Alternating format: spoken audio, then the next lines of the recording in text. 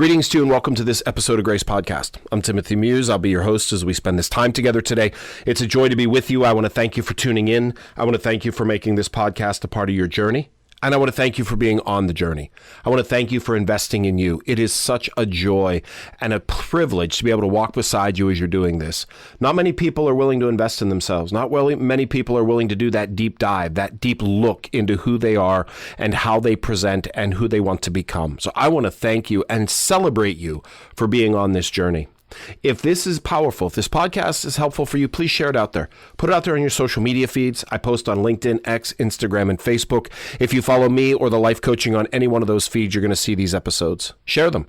Tag me in it. I'd love to see where you are. If you're on one of the listening platforms, Spotify, iHeartRadio, or Amazon Music, follow us, give us a rating and review. Every positive rating and review tells the platform people are listening, and you'll get notification when a new episode comes out. And if you want to reach out to me directly, GraceLifeCoaching.com is the website. I truly would love to hear from you. GraceLifeCoaching.com. So last episode, we jumped into a new focus on the power of social media.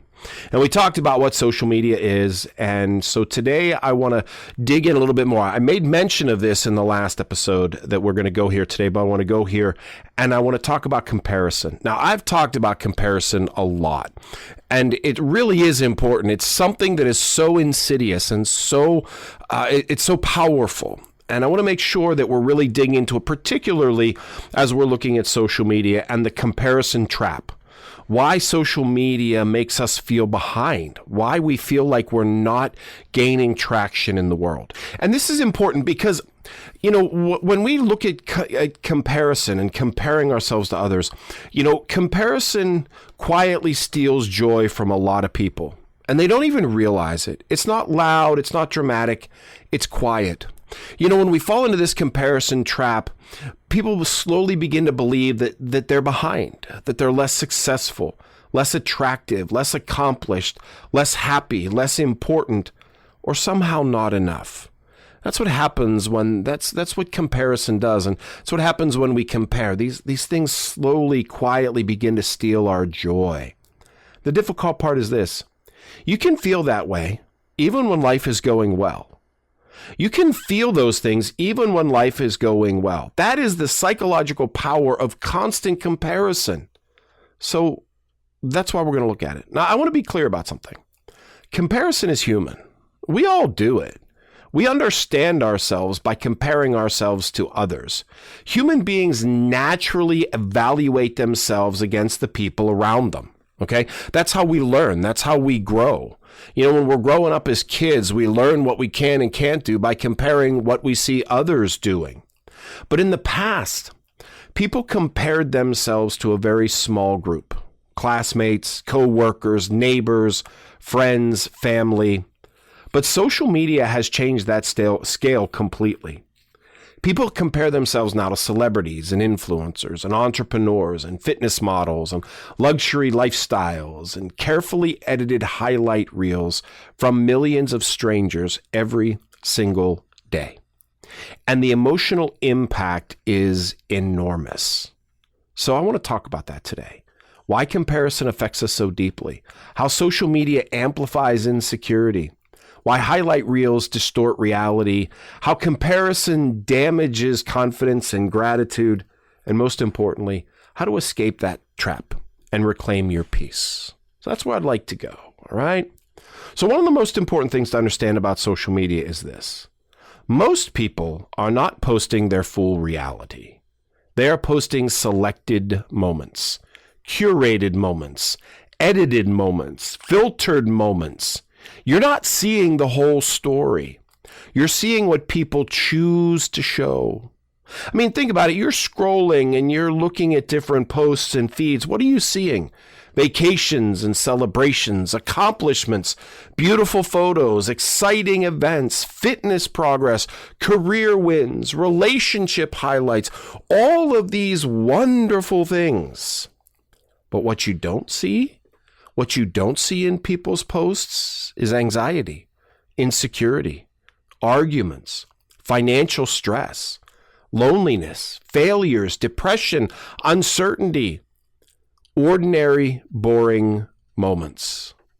Those are far less on the post scale than the highlight reel. So what happens? Your brain slowly begins to absorb a distorted picture of reality. Okay? You start believing everyone else is thriving all the time. But that's not true. You're comparing your everyday reality to someone else's carefully selected presentation. And that comparison is unfair from the beginning. I mean, imagine watching the highlight reel of a professional athlete and comparing it to your ordinary Tuesday afternoon. Of course it would feel discouraging, but that's exactly what people do online every day. And over time, constant exposure creates emotional exhaustion. People just become exhausted by it. That exposure, that constant, unmitigated exposure to everybody else's perfection compared to your everyday reality. So why is this trap of comparisоnism, why does it affect us so emotionally? At the core of comparison is identity and self-worth. Human beings want significance. We want to matter. We want to feel validated. We want to feel enough. So when we constantly see other people appearing more successful and more attractive and more confident and wealthier and happier and more accomplished, our brain naturally starts measuring. It naturally starts measuring these things. And if we're not emotionally grounded, comparison quickly becomes insecurity. This is especially dangerous because social media creates nonstop visibility. There's always another person succeeding. There's always another person winning. There's always another person posting something impressive. The scroll never ends. And because it never ends, comparison never gets a chance to rest. Some people wake up already feeling behind before their day even starts. Why? Because they started the morning consuming everyone else's lives instead of grounding themselves in their own.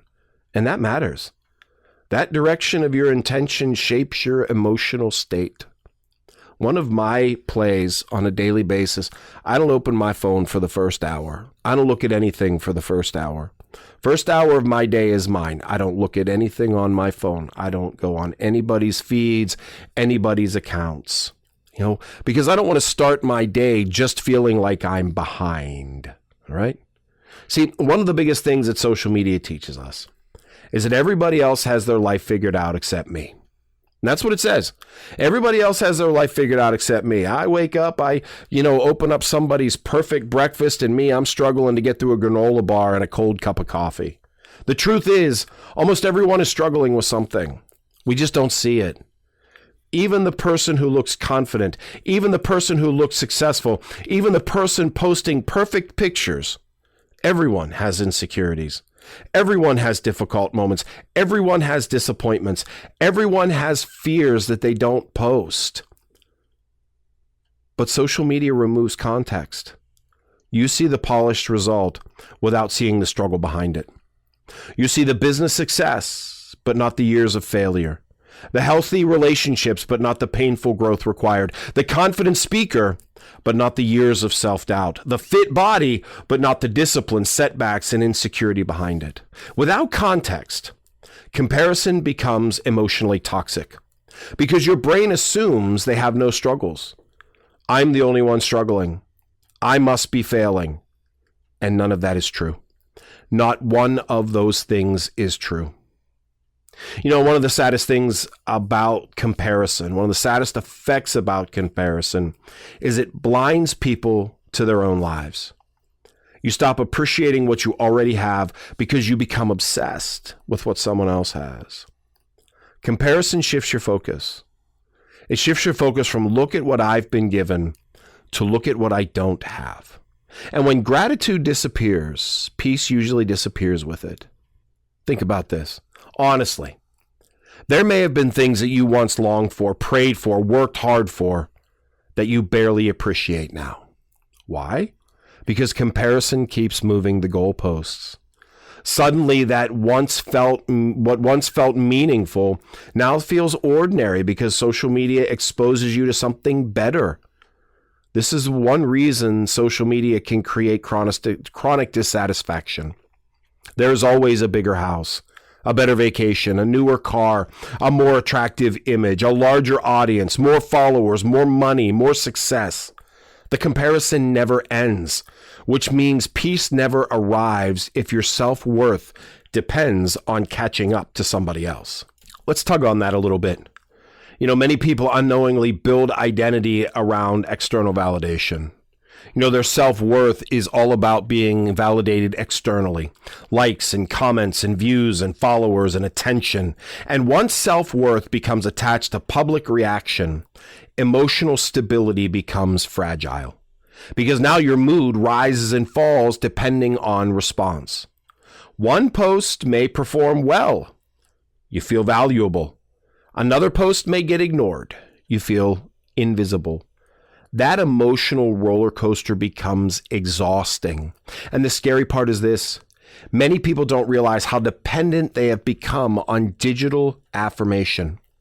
Social media can slowly train people to seek approval instead of authenticity, to perform instead of connect, to impress instead of live honestly. And eventually people start asking, what will get my attention? Instead of what is truly who I am. This shift slowly disconnects people from themselves. Now let's be balanced. Not all comparison is harmful. Sometimes seeing someone succeed can inspire growth. Healthy inspiration says, if they can grow, maybe I can too. Toxic comparison says, their success makes me feel smaller. That difference matters. Inspiration creates motivation. It creates momentum. It creates drive. Comparison creates discouragement. So here's an important question for you. When I consume content online, do I feel inspired or inadequate? That question can reveal a lot because some accounts genuinely educate. They encourage, they motivate. Others constantly trigger insecurity, envy, anxiety, or self-criticism. And protecting your emotional environment matters. You do not have to consume content that damages your peace. You do not have to consume content that damages your peace. So how do we escape this? How do we get out of it? How do we change this for the better? How do we break free from this unhealthy comparison? Okay, first thing is remember that social media is edited reality. Always remember that. You are seeing selected moments, not complete lives. That perspective alone changes everything. Remember that 30-second reel, that one picture, that is an edited reality. It is not complete lives. How they got to that point may have taken them 50, 60 pictures. Edited reality. Remember that social media is edited reality. That's the first step. Second thing is limit exposure to triggering content. Pay attention to who and what affects your mindset negatively.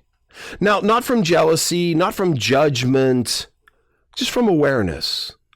Some content consistently damages your confidence. You're allowed to unfollow it, to mute it, to step away from it. Protecting your peace is healthy. So notice what content triggers you and then step away from it, unfollow it, mute it, do away with it. Practice gratitude intentionally. That's another thing. Gratitude interrupts comparison. Every day, ask yourself, what is good in my life right now? Train your mind to notice your own blessings instead of observing everyone else's highlight reels. Train your mind to notice your own blessings instead of observing everyone else's highlight reels. Okay? And focus on your own growth. Look, life is not a race against strangers online. You do not need to become someone else. You need to become healthier, wiser, and more grounded than you were yesterday. Growth is personal, not somebody else, okay? And spend more time living than watching. This is huge. This is important. Some people spend so much time watching other people live that they stop fully living themselves. Go experience your own life. Build your own memories. Develop your own goals. Create instead of endlessly consuming. All right? Spend more time living than watching. Get off social media. Because look, the platforms want to keep you on it. That's the hustle. The more you are, like I said the last time, the more you're on, the more advertisements you see, the more they can sell product. Live. rather than watch.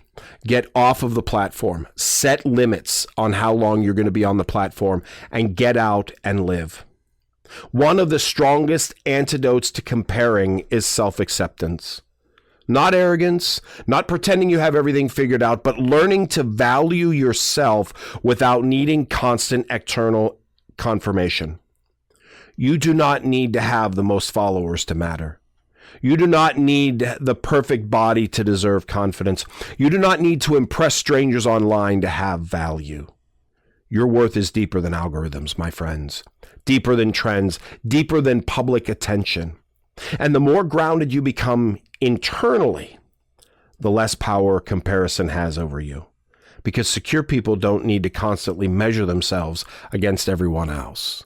Now, again, you can use that to learn and grow and educate. But once you learn to accept yourself, where you are, who you are, where you're going, once you become more grounded internally, then comparison is less of a trap for you. Because secure people don't need to constantly measure themselves against everyone else. As we wrap this up, I want you to remember this. Comparison steals presence. It pulls you out of your own life and traps your attention inside someone else's image. But peace returns when you stop asking, how do I measure up to everyone else? And start asking, how can I grow into the healthiest version of myself? That's a completely different mindset. Your journey is your own. Your pace is your own. Your growth is your own.